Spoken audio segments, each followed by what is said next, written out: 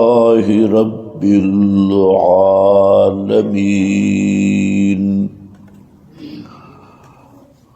انتہائی قابل قدر بزرگوں اور بھائیوں، گزشتہ بیان میں آپ حضرات کی خدمت میں ایمان پر استقامت اور مضبوط رہنے کے آداب میں سے ایک ادب بیان ہوا کہ قرآن کے ساتھ اعتصام کرنا اور قرآن کریم کو دل و جان سے تھامنا، اسے اپنا امام بنانا، تو یہ وہ اصل ہے کہ جس پر ایمان بنتا بھی ہے اور ایمان کی بقا کا، استقامت کا بھی یہ سبب ہے۔ قرآن کریم کے علاوہ کوئی ایسی کتاب نہیں، کوئی ایسا نصاب نہیں، کوئی ایسے ملفوظات نہیں کہ جس سے ایمان بنے یا آدمی ایمان پر مضبوط رہے۔ ابلیسی لشکر نے قرآن کریم کے مقابل کئی اصلاح کے نام پر نصاب بھی مقرر کیے، کتابیں بھی مقرر کی، وظائف بھی مقرر کیے، اور کئی قسم کے خرافات مقرر کیے، یہ دھوکہ دینے کے لیے کہ ایمان ہمارے نصاب سے بنے گا اور ایمان پر مضبوطی حاصل ہوگی۔ حالانکہ ایمان والی کتاب جس کے متعلق اللہ تعالی نے خود ارشاد فرمایا کہ یہ قرآن کیوں آیا، لِتُخْرِجَ النَّاسَ مِنَ الظُّلُمَاتِ إِلَى النُّورِ، تاکہ ہر قسم کے اندھیروں سے آپ نکالیں اس قرآن کے ذریعے نور کی طرف، روشنی کی طرف۔ اور یہ قرآن خود بھی نور ہے۔ ظلمات جمع ذکر کی، نور کو مفرد صورت میں ذکر کیا، یہ بتانے کے لیے کہ نور ایک ہے، باقی سب ظلمات ہیں، اور ان ظلمتوں اور اندھیروں سے نکلنے کا راستہ وہ صرف وَاعْتَصِمُوا بِحَبْلِ اللَّهِ، وہ قرآن کے ساتھ صرف وہ پڑھنے کا تعلق نہیں، پڑھتے تو خاتمی بھی ہے، ختم پڑھے، پڑھتے شبینے والے بھی ہیں، پڑھتے ملا پیر خطیب تجارت کے لیے بھی ہے۔ تو جہاں فرمایا وَاعْتَصِمُوا، چنگل لگاؤ اور مضبوطی سے تھامو، اس کو سمجھو اور اسی کو اپنا دستور بناؤ، اسی کو اپنا ایمان کا امام بناؤ، اسی سے ایمان حاصل کرو، اور اس نیت سے پڑھو کہ یہ اللہ کا کلام ہے، اللہ تعالی مجھ سے کیا چاہتا ہے اور میں نے زندگی کیسے گزارنی ہے۔ تو جب قرآن کو امام بنا لیا، مرشد بنا لیا، اور قرآن سے ہدایات لینا شروع کر دی، اور پھر اس پہ پک گیا، ڈٹ گیا، تو یہ ہے اعتصام بالکتاب۔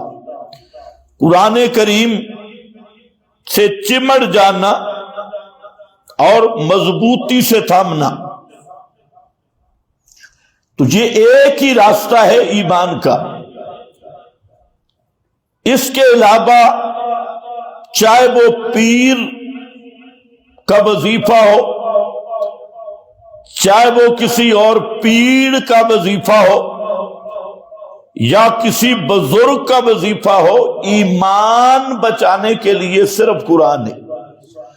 تو یہ دوسری اصل ذکر کی، وَاعْتَصِمُوا بِحَبْلِ اللَّهِ جَمِيعًا۔ اس پر پھر اصحاب رسول صلی اللہ علیہ وسلم جنہوں نے قرآن کو اپنا امام سمجھا اور قرآن کو اپنا ہادی اور مرشد سمجھا، ان کے حالات ذکر کیے کہ پہلی حالت کیا تھی، اور جب قرآن آیا اور قرآن کو مانا تو پھر کیا انقلاب آیا۔ اس انقلاب کو بیان کر کے تیسرا اصول ذکر کیا، وَلْتَكُمْ مِنْكُمْ أُمَّةٌ، مسئلہ پر مضبوط رہنے کے لیے اور جماعت کو قائم رکھنے کے لیے، یہ تیسری اصل اور تیسرا ادب ہے۔ وَلْتَكُمْ مِنْكُمْ أُمَّةٌ يَدْعُونَ إِلَى الْخَيْرِ۔ یہ آیت غور طلب ہے کہ وَلْتَكُمْ مِنْكُمْ أُمَّةٌ، حالانکہ قرآن کریم نے فرقہ واریت کا جتنا رد کیا ہے، شرک کے بعد سب سے زیادہ رد فرقہ واریت کا ہے، اور یہی فرقہ ہی سبب بنتا ہے گمراہی کا، اور یہی تشدد آراء اور فرقہ بازی۔ یہاں تک فرمایا کہ ان الذین فرقوا دینہم، بے شک وہ لوگ جنہوں نے پھوٹ ڈالی اپنے دین میں، وَكَانُوا شِيَعًا، اور گروہ گروہ بن گئے، فرقے بن گئے۔ شیعہ کا معنی گروہ ہوتا ہے، پارٹیاں اور گروہ بن گئے۔ لست منہم فی شیئن، کہ میرا پیغمبر ان فرقہ بازوں سے آپ کا کوئی تعلق نہیں۔ لست، آپ کا ان سے کوئی لینا دینا نہیں۔ تو فرقہ واریت کی سب سے بڑی مذمت رد کیا، لیکن جہاں اللہ فرماتے ہیں ایک جماعت ہونی چاہیے، ایک جماعت، اور وہ جماعت کس پر؟ یدعون الی الخیر، یدعون الی الخیر۔ اس خیر کا معنی تمام مفسرین نے لکھا، خیر کا معنی کتاب اللہ، یہاں خیر سے مراد کتاب اللہ ہے، اور دوسرے مقام پہ اس کو بیان کیا۔ تو یہ قرآن کریم یہ خیر ہے، خیر، اس خیر کی طرف بلانا ہے، یدعون الی الخیر۔ تو ایک جماعت تم میں ایسی ہونی چاہیے جو کتاب اللہ کی دعوت دے، اپنے نصابوں کی دعوت نہیں، اپنے پیروں کے ذکر اذکار اور شیطانی مجالس اس کی دعوت نہیں۔ شب نور، حالانکہ ہوتی وہ بالکل شب سور ہے، نور کے نام پہ یہ سور اور سول اور مختلف شب وجدان۔ اب تم تو نہیں سمجھتے وجدان کس کو کہتے ہیں، اشتہار دیکھو لگے ہوتے ہیں شب وجدان، یعنی ڈانس والی رات، وجدان سے مراد کیا ہے؟ ڈانس، ناچ والی رات۔ تو یہ شب وجدان کی دعوت نہیں، اپنے مولوی کی لکھے کوڑ سچ کی، جھوٹ سچ مکس کی دعوت نہیں۔ فرمایا الخیر، جو اول سے لے کے آخر تک نری خیر ہے، وہ صرف کتاب اللہ ہے۔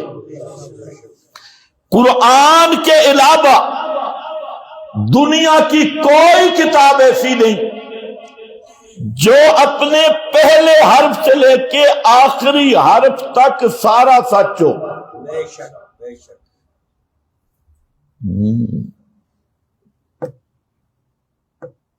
سارا سچ ہو۔ یہ شان بخاری کی بھی نہیں ہے، بے شک یہ مسلم کی بھی نہیں ہے، بے شک۔ حدیث کی کتب کو بھی یہ شان نہیں بالکل۔ جو اول سے لے کے آخر تک سچ ہو۔ کیوں کہ ان میں راوی کھڑے ہیں۔ جی لیکن مصیبت یہ ہے کہ آج کے لوگوں نے راویوں کو رسول بنا کے پیش کیا ہے۔ راوی اور رسول کا فرق ہی نہیں۔ وہاں راوی ہے، راوی کے نیچے راوی ہے، اس کے نیچے راوی ہے، اس کے نیچے راوی ہے، اس کے نیچے راوی ہے۔ تو یہ راوی، اور راوی میں سیلاب ہے تو پورا علاقہ ختم ہو جاتا ہے۔ یہ راوی بھول بھی سکتی ہیں، یہ راوی سو بھی سکتی ہیں۔ راوی انسان تھے، یہ حاجت کے لیے بھی جا سکتے ہیں، اور یہ راوی غلطی بھی کر سکتے ہیں یا نہیں کر سکتے؟ کر سکتے ہیں۔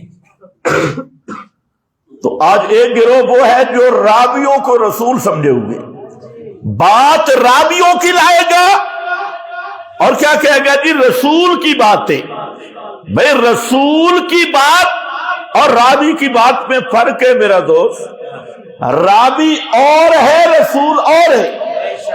رسول معصوم ہے، رسول منصوص ہے، رسول مامور من اللہ ہے۔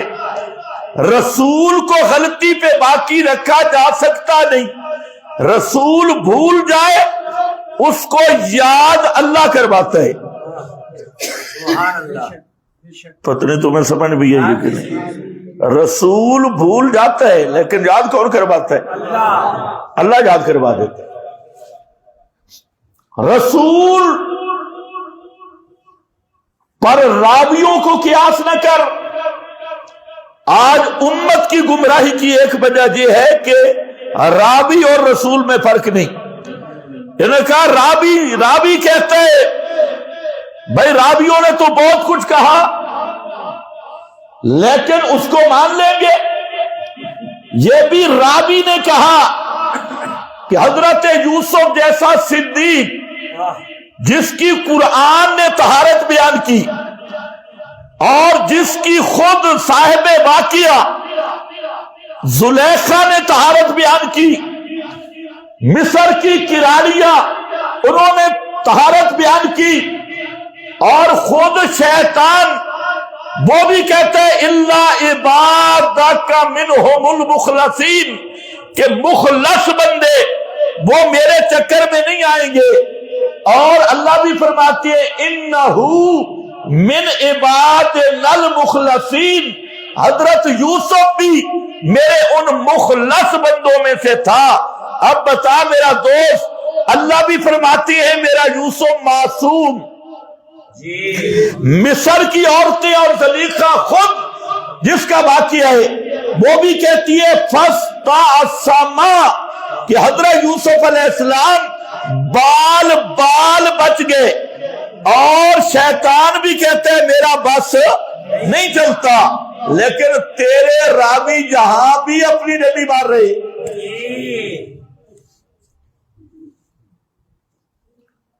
راویوں نے تو جہاں جو کچھ کہا مانے گا۔ 12 روایتیں اس سے بھی زیادہ، اور نیچے لکھ رہے ہیں اسنادہ صحیح، سند بھی صحیح۔ راوی آئے ہوئے کہ معاذ اللہ पूरी बात नहीं, सिर्फ इशारे में बयान कर रहा हूं।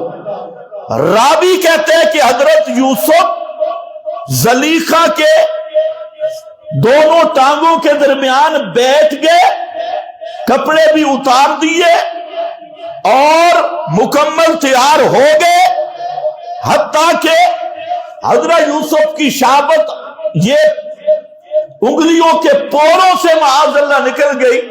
तब हजरत यूसुफ अलैहिस्सलाम उठ खड़े हुए। अब बता, रावी मानेगा? नहीं। रावी बुजुर्गों ने नहीं समझा, ये बुजुर्गों की किताबों में, ये सुयूती की जलालैन उठा, इब्ने जरीर की उठा, और वहां पर इस्नादु सहीयुन नीचे जो मुहक्किक मुहद्दिस बना हुआ है वो कहते हैं इसकी सनद सही, इसकी सनद सही। इमाम राजी ने अजीब बात की, फरमाते हैं अगर रब के बंदे हो तो रब की मानो। अल्लाह फरमाते हैं अंबिया मासूम है, और अगर रब के नहीं ना शैतान के बंदे हो तो शैतान की मान लो। शैतान भी कहता है कि ये मुखलसीन पर मेरा दाव चल सकता नहीं है। तो तुम किसके बंदे हो? ना रब की मानते हो और ना अपने बाबे शैतान की मानते हो। रब ने भी सफाई दी, यहां शैतान ने भी सफाई दी, लेकिन तेरा रावी शैतान से आगे किया। रावी खड़ा है जी, और वो कहते हैं जनाब उसका बयान नहीं हो सकता।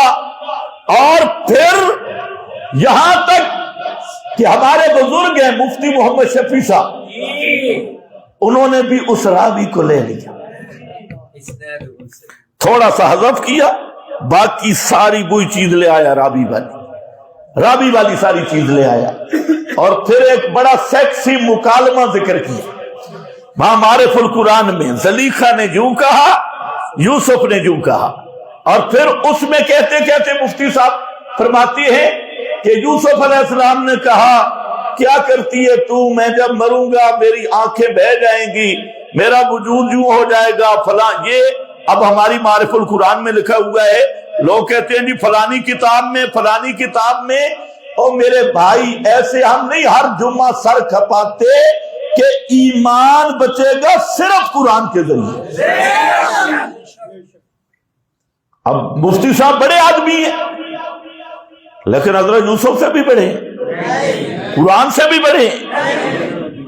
तो अब यही वजह है कि वो जो मुबल्लिग था उसने जो हजरत यूसुफ की गुस्ताखी की थी वो भी रावी को देखा था जी, गधे पे चढ़ाया गया और माअज़ल्लाह मुंह काला किया गया और मिस्र में फिराया गया। वो जो जहीर साहब थे तो उन्होंने भी रावी को देखा कि रावी कह रहा है, और कुछ खुद रावी बन गए, कुछ रावी देखा, कुछ खुद रावी बन गए। तो इसलिए मैं आपको मिसाल दे रहा हूं ताकि आपका दिमाग साफ हो। रावी तुझे भी कहता है, हजरत दाऊद के मुताल्लिक तुम्हारी सब किताबों में लिखा है, वहां रावी कहते हैं हजरत दाऊद ने अपने जर्नल की बीवी को गुस्ल करते देखा और उस पे माअज़ल्लाह आशिक हो गए और उसे अगले मोर्चों में भेजकर उसे कत्ल करवा दिया और खुद शादी कर ली। ये भी तेरा रावी है। तो हम लानत करते हैं ऐसे रावी पर भी और ऐसे रावी के मानने वाले इस बेहया यावी पर भी। हजरत दाऊद की कुरान इतनी सिफतें बयान कर रहा है, जल अल्लाह फरमाते हैं बड़ा तकड़ा ही मेरी इबादत में, इतना महबूब और बाप, हर लम्हा अल्लाह की तरफ रुजू करने वाले, रात दिन अव्वाब, हर लम्हा।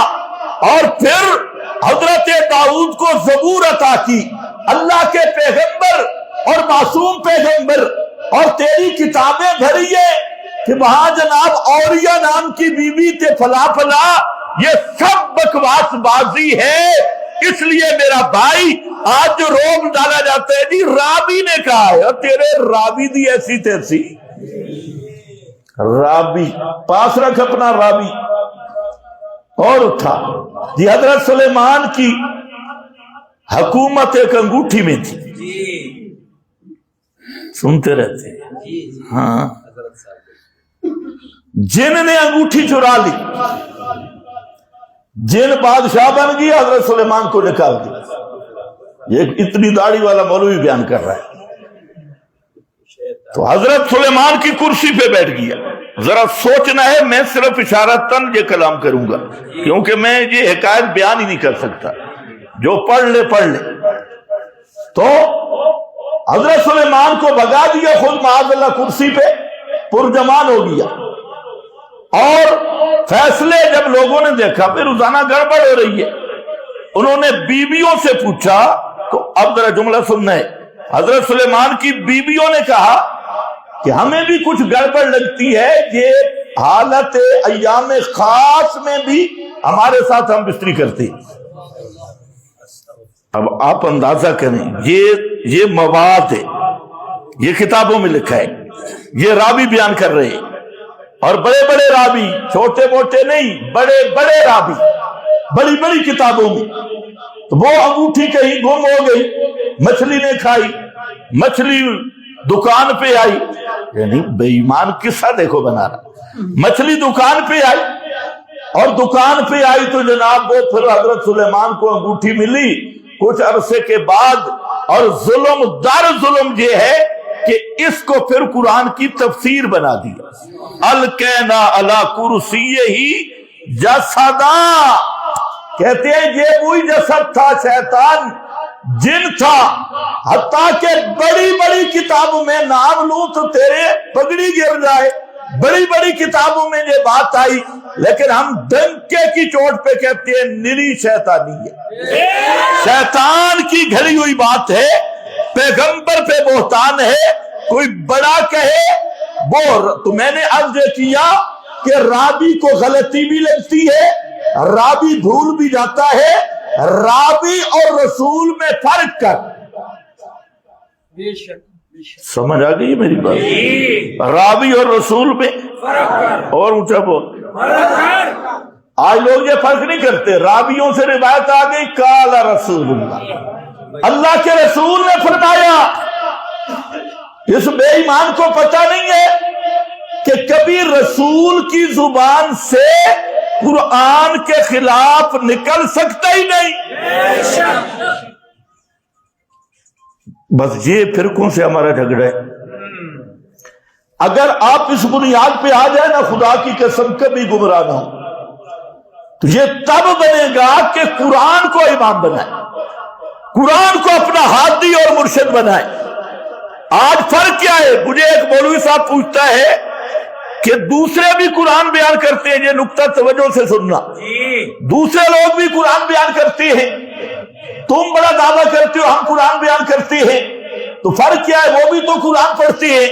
मैंने कहा फर्क एक है, हम कुरान को हाकिम समझ के बयान करते हैं, और जितने दूसरे हैं वो कुरान को तबर्रुक के लिए बयान करते हैं, और हाकिम अपने मौलवियों को मानते हैं कुरान पे, हाकिम रिवायतों को कुरान पे मानती है, हाकिम किताबड़ियों को, कुरान को रिवायतों के ताबे करके मानती है, अपने बुजुर्गों के इरशादात के ताबे बन के करके मानती है। और हम वो हैं जो कुरान कहे हम कुरान के पीछे जाती है, और बाकी जितने हैं वो अकीदा घर लेते और कुरान को उस अकीदे की तरफ खींचती है। बस ये फर्क है, आप ये फर्क देख ले। समझो है जी, किताबों में लिखा है किताबों में बहुत लिखा है, लेकिन सच्ची किताब सिर्फ एक है, बेशक बेशक, जो अव्वल से लेके आखिर तक निरा सत्य है।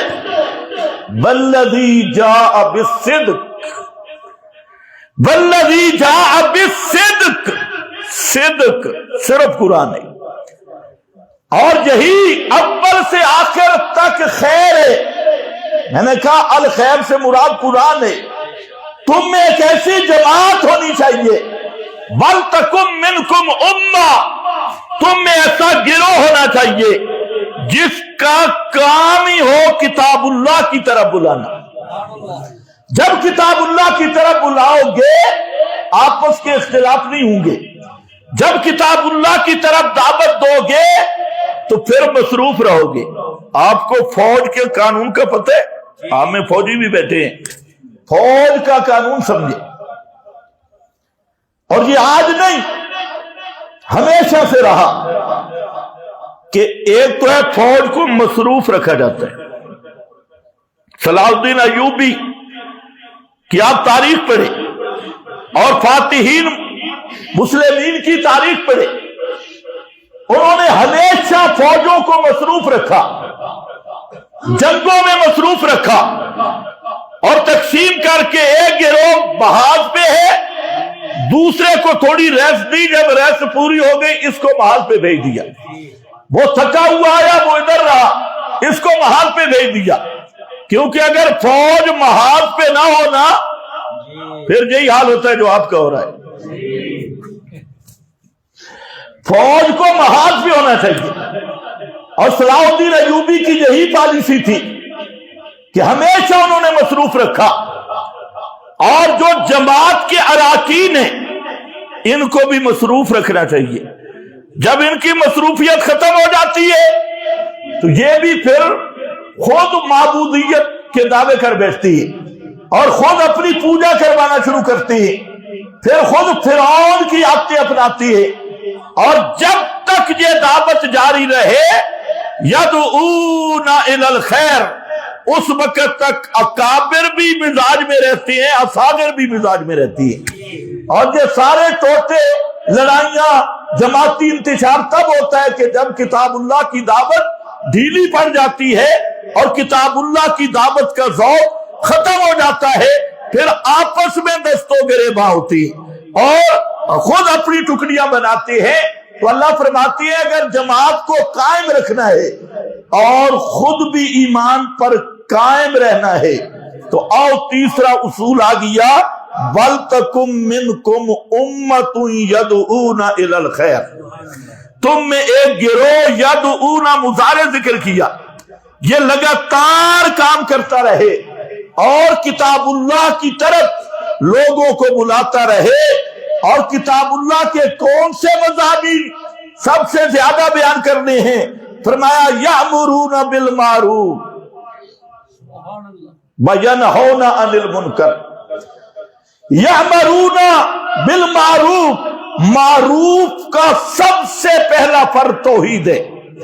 اعرف المعروف، اللہ کی توحید۔ یہاں میں نے فرقان پہ بہت سارے حوالے لکھے لیکن حوالوں کی ضرورت ہمیں نہیں ہے، یہاں قرآن کے اندر دیکھو، فرمایا یأمرون بالمعروف، سب سے بڑا معروف اللہ کی توحید ہے، اور پھر پیغمبر کی سنت ہے، اور سب سے بڑا منکر شرک ہے۔ ان کا رول منکر کیا ہے؟ شرک ہے، اور دوسرے نمبر پہ بدعت ہے۔ تو حاصل یہ نکلا قرآن پڑھیں گے اور قرآن کا مقصد بیان کریں گے، کتاب اللہ کی طرف دعوت دو اور مضمون قرآن کا مقاصد بیان کرو۔ آج مولوی بیٹھا ہے قرآن کو لے کر اور یہ سمجھے ہوئے کہ میں قرآن کا بڑا حق ادا کر رہا ہوں، اور قرآن سے سیغے نکلوا رہا ہے، صرف کے سیغے، نحمیر کا اجرا ہو رہا ہے، منطق کے قضیے آ رہی اور صرف نحو پہ محنت ہو رہی ہے، اور پھر علم معانی علم بیان پہ اجرا ہو رہا ہے، اور اس کو کہو یہ اجرا صرف کا ہو، نحو کا ہو، منطق کا ہو، او خدا کے بندے تو جتنی محنت کر ابو جہل جتنا بھی نہیں بن سکتا، وہ صاحب لسان تھا، تجھے اتنی عربی نہیں آتی۔ تو قرآن اس لیے آیا تھا کہ طالب علموں کو بھی قرآن کے مسئلے کا کوئی پتہ نہیں، مولوی کو بھی کوئی پتہ نہیں، اور ساری زندگی سمجھ رہا ہے کہ میں خدمت کر رہا ہوں، کیونکہ صرف فٹ ہو رہی ہے، قانون چا کامری فٹ کر کر کے دماغ گدھے والا بن گیا ہے، اور اسی طرح منطق اور یہ ساری چیزیں۔ لیکن قرآن جس مقصد کے لیے آیا تھا، یأمرون بالمعروف، یأمرون، سبحان اللہ، فرمایا عجیب نظام ہے قرآن کا۔ اللہ فرماتے ہیں لَقَدْ خَلَقْنَا الْإِنسَانَ فِي أَحْسَنِ تَقْوِيمٍ، اس پہ کبھی غور کیا؟ والتین والزیتون وطور سینین، یہ شہادتیں پیش کی. فرمایا والتین والزیتون، تین شہادت گواہ ہے، زیتون گواہ ہے، طور سینا گواہ ہے، بہذا البلد الامین، اور یہ شہر مکہ امین گواہ ہے. یہ گواہ پیش کیے، تین ایک، زیتون دو، طور سینا تین، اور ہذا البلد الامین، اور یہ شہر مکہ. یہ چار قسمیں قرآن کی قسمیں شہادت ہے. قرآن کی قسمیں کیا ہے؟ شہادت اور گواہی ہے. فرمایا عیسیٰ پہ آنے والی وحی وہ بھی گواہ، موسیٰ پہ آنے والی وحی وہ بھی گواہ، اور اے محمد کریم صلی اللہ علیہ وسلم تجھ پہ آنے والی وحی یہ بھی گواہ. یہ تین وحییں شہادت دے رہی ہے لَقَدْ خَلَقْنَا الْإِنسَانَ فِي أَحْسَنِ تَقْوِيمٍ. کس چیز کی شہادت دے رہی ہے؟ مجھے اپنی ذات کی قسم، یہ پانچویں گواہی آ گئی، مجھے اپنی ذات کی قسم، میں نے انسان کو احسن تقویم، سب سے بہترین قوام میں پیدا کیا. سب سے احسن، دنیا کی کوئی مخلوق دیکھ لو اور اس کے آثار دیکھ لو، اللہ فرماتے ہیں اس کائنات میں نے انسان کو سب سے سونا پیدا کیا، احسن تقویم. لیکن ساتھ یہ بھی فرما دیا ثم رددناہ اسفل، اس کو سمجھنا ہے، ثم رددناہ اسفل سافلین. درمیان میں ایک بات آ گئی. پچھلے دنوں کچھ بزرگ فرما رہے تھے کہ اللہ نے انسان کو اپنی شکل پہ پیدا کیا.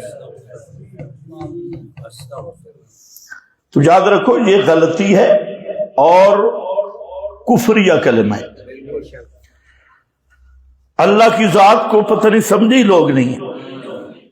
اچھا جہاں پر بھی راوی آئے ہوئے، جہاں پر بھی راوی، لیکن جہاں راویوں کو بھی نہیں سمجھا.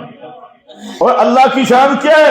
لیس کمثلہ شیء، اللہ شکلوں سے بھی پاک ہے اور صورتوں سے بھی پاک ہے. تو انسان، اب بزرگ فرما رہے تھے کہ انسان کو اللہ نے اپنی شکل پہ بنایا، یہ آسن کا معنی کر رہے تھے. اور پھر فرما رہے تھے خلق آدم علی صورتہ، نام میرے بزرگ یہ دوبارہ مطالعہ کر، یہ معنی نہیں خلق آدم علی صورتہ، اس کے چار معنی ہیں جو محدثین نے بیان کیے، اور تمام مسلمان متفق ہے کہ یہ کہنا کہ انسان اور اللہ کی شکل ایک ہے یہ کفر ہے، یہ اسلام نہیں. تو اس لیے اپنے اکابر کی خدمت میں بھی باادب گزارش ہے کہ کبھی مطالعہ کر کے تقریر کیا کرو. اور جو ساتھ بیٹھے ہوتے ہیں نا وہ تو سبحان اللہ کے گدگار ہوتا ہے، چاہے بزرگ جو بھی فرما دے. تو یہ خلق آدم علی صورتہ کا یہ معنی نہیں کہ انسان اور اللہ ہم شکل ہے. اللہ کے لیے تنزیہ ہے. حتیٰ کہ علماء نے لکھا کہ جب کوئی آدمی اللہ رب العزت کا کلام پڑھے نا، ید اللہ فوق ایدیہم، مثلا اللہ کا ہاتھ ان کے اوپر تھا تو اپنے ہاتھ کا اشارہ نہ کرے. اگر اپنے ہاتھ کا اشارہ کرتا ہے جیسے خطیب کرتے ہیں تو خطرہ ہے کہ نکاح ٹوٹ گیا، خطرہ ہے، کیونکہ یہ تنزیہ کے خلاف ہے. یہ ایک علمی بات ہے، اس کو آپ نے تو خیر سمجھنی ہے، علمی ہو یا غیر علمی ہو. میں تقریر نہیں کرتا، آپ کو عقیدہ سمجھا رہا ہوں. توجہ کر، خلق آدم علی صورتہ کے، چلو اس پہ ہم انشاءاللہ مستقل بیان کریں گے، یہ لمبی بات نکل جائے گی. تو اس کا یہ معنی نہیں. خیر بہرحال سب سے احسن انسان ہے. اب احسن رہے گا کیسے؟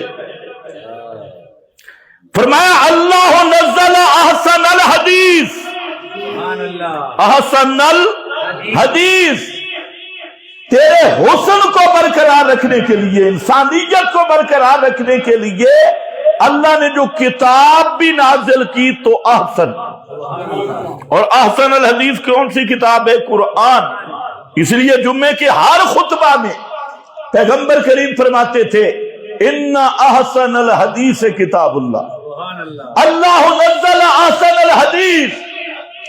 پھر فرمایا سونے بڑھو نا، سافلین نہ جاؤ، اگر اس بلندی سے گرے تو خنزیر سے بھی بدتر، شر البریہ، اور ان بلندیوں پہ رہنا ہے تو آؤ۔ فرمایا ومن احسن دینا، من احسن دینا ممن اسلم وجہہ للہ، ومن احسن دینا اسلم وجہہ للہ وہو محسن واتبع ملت ابراہیم حنیفا واتخذ اللہ ابراہیم خلیلا۔ سبحان اللہ، ومن احسن دینا، جب ہے نا احسن تقویمن تو پھر احسن کتاب مان، اور احسن کتاب وہ کیا کہہ رہی ہے کہ وہ کون سا دین بیان کر رہی ہے؟ وہ دین یہی ہے ومن احسن دینا ممن اسلم وجہہ للہ، جو اپنے آپ کو سپرد کر دے صرف اللہ کے لیے، اور ہو بھی دل سے نیک مخلص بھی ہو۔ یا اللہ کوئی معیار فرمایا ہاں ہاں مواحد بننا ہے نا، تو پھر واتبع ملت ابراہیم حنیفا، پھر اس کے لیے میں نے رکھا ہے ملت ابراہیم کی پیروی، ابراہیم کی ملت پہ چلے۔ تو فرمایا یہ ہے احسن دینا، اور اسی کو فرمایا ومن احسن من اللہ صبغا، سارے احسن جمع ہو گئے، ومن احسن من اللہ صبغا، سب سے بہترین رنگ اللہ کی توحید کا رنگ ہے۔ عیسائی رنگ کرتے ہیں بتسمہ، زرد رنگ کرتے ہیں، الآن سارا نصرانین، اب یہ نصرانی ہو گیا۔ اللہ نے فرمایا سارے رنگ کچے نے، پکا رنگ ہے تو میری توحید کا رنگ ہے۔ ومن احسن صبغۃ، کون ہے بڑا خوبصورت ادروئے رنگ کے اللہ سے؟ اللہ کا رنگ ہے کیا؟ وہ خود بے رنگ ہے، اس کا رنگ کیا ہے؟ نحن لہ عابدون، کہ ہم صرف اسی کی عبادت کرنے والے ہیں، یعنی توحید والا رنگ۔ اور جس پہ توحید کا رنگ چڑھ گیا، یہ ایسا رنگ ہے کہ جس کو کبھی زنگ لگ نہیں سکتا۔ سارے رنگ کچے، توحید والا رنگ پکا، اور یہ رنگ زنگ کو قبول نہیں کرتا، اس لیے فرمایا رنگ بھی سارا احسن یہی ہے۔ اور فرمایا آؤ ومن احسن قولا،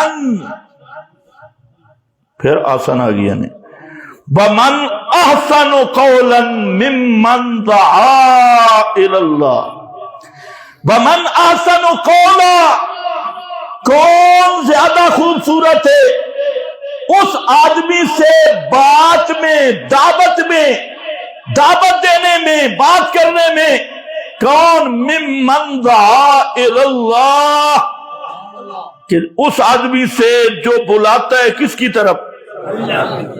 دعا الی اللہ، جو اللہ کی طرف دعوت دیتے ہیں۔ کیسے؟ قل ھذہ سبیلی ادعو الی اللہ، آگے علی بصیرۃ، علی بصیرۃ، فرمایا کہ یہ ہے میرا راستہ۔ کون سا راستہ؟ جو سورہ یونس سے آ رہا ہے۔ کون سا راستہ؟ ھذہ، کون سا راستہ؟ جو سورہ ہود سے گزرا؟ کون سا راستہ جو سورہ یوسف سے گزرا؟ یہ پہلے 3 سورتیں اور آخر میں سورہ یوسف کے فرمایا میرا محبوب بیان کر دے سورہ یونس کا مضمون بھی، سورہ ہود کا مضمون بھی اور سورہ یوسف کا۔ سورہ یونس نے کہا تھا قل ان کنتم فی شک من دینی، توجہ ہے، اگر ہے تمہیں شک من دینی فلا اعبد الذین تعبدون من دون اللہ ولیکن اعبد اللہ۔ یہ سورہ یونس کا آخری رکوع ہے، حضرت شیخ القرآن جہاں تقریر کرتے اس کو بیان کرتے، ولیکن اعبد اللہ۔ راز بڑے اس میں، فرمایا میرا محبوب اعلان کر اے لوگو اگر تمہیں میرے دین میں شک ہے۔ کس میں؟ کس میں؟ دین میں۔ آج کل ہر آدمی کہتے ہیں ایمان یقین کی بات ہوگی، سن پیغمبر دا ایمان یقین کہتے ہیں دوستوں بزرگوں پورے کا پورا دین ہماری زندگی میں کیسے آئے گا؟ او میرا للو میرا تو پورا دین بیان ہی کدے نہیں کیتا، تو تجھے پتہ ہی نہیں دین ہے کیا؟ دین استنجے سے شروع نہیں ہوتا، دین لوٹے اور مسواک سے شروع نہیں ہوتا۔ آؤ ان کنتم فی شک من دینی، اگر تمہیں شک ہے میرے دین میں آؤ میں بیان کرتا ہوں میرے دین کی ابتدا بھی میرے دین کی انتہا بھی۔ ابتدا کیا ہے؟ لا اعبد الذین تعبدون من دون اللہ، میں نہیں پکارتا ان ہستیوں کو جن کو تم پکارتے ہو اللہ کے سوا، ولیکن اعبد اللہ، لیکن میں پکارتا ہوں صرف اللہ کو۔ کس کو؟ صرف اللہ کو، صرف اللہ کو۔ کیوں؟ جب کیوں آئے گا نا تم اکیلے رہ جاؤ گے۔ کیوں؟ ان کو نہیں پکارتا، صرف اللہ کو پکارتا ہوں۔ دلیل فرمایا دلیل ہے الذی یتوفاکم، الذی یتوفاکم، باقی سب المتوفا، اور ایک اللہ ہے المتوفی۔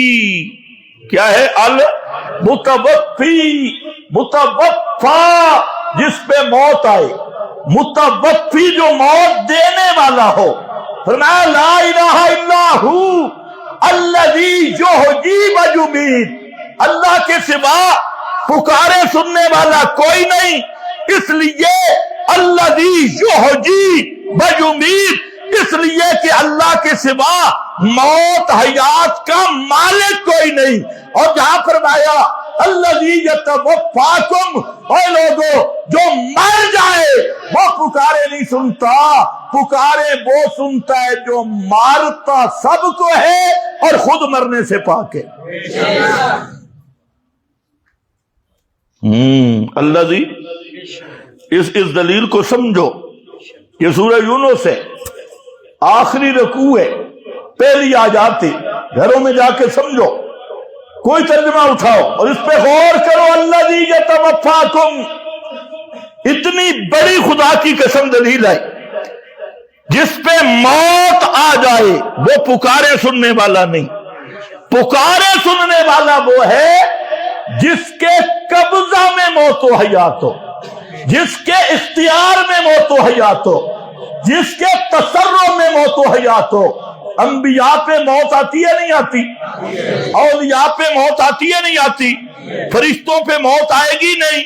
جبریل پہ موت آئے گی بچ جائے گا، میکائیل پہ موت آ جائے گی بچ جائے گا، حتیٰ کہ اسرائیل پہ موت آئے گی جب بچ جائے گا۔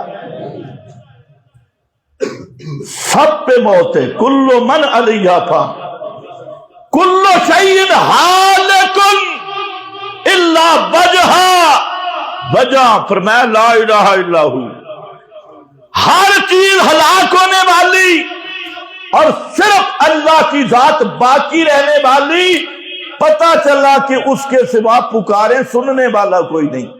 الذی یتوفاکم، اب جہاں سے میں آگے چلا تو ٹائم ادھر ہی ختم ہو جائے گا. یتوفا پہ مجھے آیت یاد آ گئی. اللہ یتوفا الانفس، اللہ یتوفا الانفس حین موتہا. اللہ ہی ہے جو قبض کرتا ہے روحوں کو دو وقت. ایک قبض ہوتا ہے من کل الوجوہ، ایک قبض ہوتا ہے من بعض الوجوہ. ایک قبض تام ہے، ایک قبض صورتن ہے، ایک قبض وہ ہے جب نیند آ جاتی ہے. کب نیند آتی ہے تو تم سوئے جب ہوتے ہو تو سنتے ہو نا جی؟ اچھا، دیکھتے بھی ہو؟ سنتے دیکھتے. نیند آ جاتی ہے، یہ بھی قبض ہے، روح اندر رہتی ہے لیکن ظاہری تصرف ختم ہو جاتا ہے. بلب بجھ جاتا ہے لیکن بجلی اندر موجود ہے. بٹن دب گیا، اب سامنے روشنی نہیں، اندر روح موجود ہے لیکن ظاہری تصرف ختم ہو گیا. تو یہ سب کے ساتھ ہوتا ہے، انبیاء کے ساتھ بھی ہوتا ہے، اولیاء کے ساتھ بھی ہوتا ہے. تو نیند سب پہ آتی ہے نہیں آتی؟ نیند آتی ہے. امام الانبیاء پہ بھی نیند آیا کرتی تھی. مولوی یہاں پھر راوی کو لے آتی ہے اور راوی کو سمجھتے نہیں.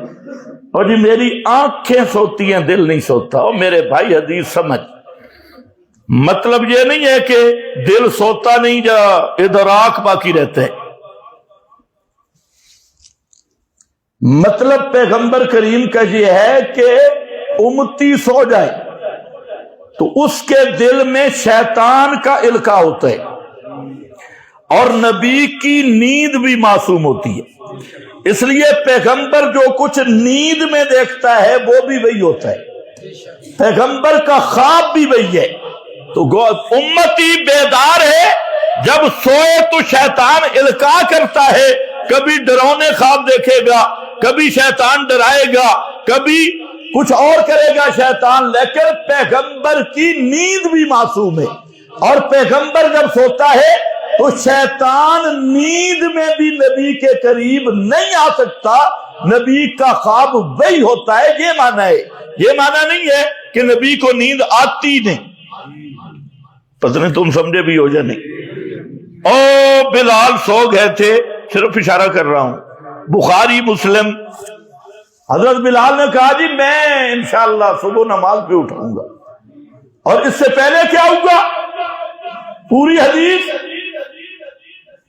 نبی کریم علیہ السلام گھوڑے پہ تھے، آپ کو نیند آ گئی اور آپ گرنے لگے. تو صحابی پیچھے پہنچ کے اس نے ہاتھ سے آپ کو روک دیا. پھر گرنے لگے پہلے سے زیادہ. تو پھر صحابی پیچھے پہنچ کے، صحابہ حفاظت بھی یوں کرتے تھے. رات کا وقت تھا لیکن نظر نبی پہ، تو گرنے سے روک لیا. آپ نے فرمایا کہ چلو جہاں پر آرام کر لو، رات کا آخری حصہ ہے. لیکن مسئلہ صبح نماز پہ کون اٹھائے گا؟ تو حضرت بلال نے کہا آنا، کیونکہ اذان حضرت بلال دیتے تھے. انہوں نے کہا جی میں اٹھاؤں گا. فرمایا ٹھیک ہے. حضرت بلال بیٹھ گیا پلان کے ساتھ، ٹیک لگا کے اور مشرق کی طرف منہ کر کے کہ ٹائم ہو اور میں اٹھاؤں. بس حضرت بلال ہی بیٹھے تھے. بیٹھے بیٹھے غلبت اے نہ ہو، حضرت بلال بھی سو گئے، نبی کریم علیہ السلام بھی سو گئے، صحابہ بھی سو گئے. حتیٰ کہ ہر شمس، سورج اتنا اوپر آ گیا کہ سورج کی گرمی سے بیدار ہو گیا. جب اٹھے دیکھا حضرت بلال سوئے ہوئے ہیں، ابھی بلال نہیں اٹھے. آپ نے بلال کو اٹھایا، میں مختصر کر رہا ہوں. پوچھا بلال کیا ہوا؟ آگے حضرت بلال نے کہا کہ جو آپ کے ساتھ ہوا. میرے ساتھ وہی ہوا، کیونکہ النفوس بیدِ اللہ، یہ جو ارواح ہے نا یہ اللہ کے قبضہ میں ہے، جب چاہتا ہے چھوڑ دیتا ہے، جب چاہتا ہے قبضے میں لے لیتا ہے۔ فرمایا مجھ پہ بھی نیند غالب آ گئی، پیغمبر کریم نے فرمایا اس وادی سے آگے چلو، وادی چھوڑ دی، آگے پھر سب نے وضو کیا، با جماعت نماز پڑھی، صبح کی نماز ہے، تو پیغمبر پہ بھی نیند آتی ہے، اور نیند میں حالات کا پتہ، دنیا کا پتہ نہیں ہوتا، تو اس لیے فرمایا الاب ہوتا ہے لا تأخذہ سنۃ ولا نوم، جو نیند سے بھی پاک ہے، اونگ سے بھی پاک ہے، وہ ذات الہ ہوتی ہے۔ تو اس لیے میرا بھائی میں عرض کر رہا تھا الذی یتوفاکم، وہ ذات جو تمہیں موت دیتی ہے وہی میرا مشکل کشا ہے۔ یہ سورہ یونس والا راستہ ہذہ، اور سورہ ہود میں فرمایا اللہ تعبدوا الا اللہ، سورہ ہود سے بھی یہی راستہ آیا ہذہ، اور سورہ یوسف میں آیا اللہ تعبدوا الا ایاہ ہذہ سبیلی، یہ ہے میرا راستہ اور یہ ہے پیغمبر کریم کا دین۔ اور وہ کیا ہے؟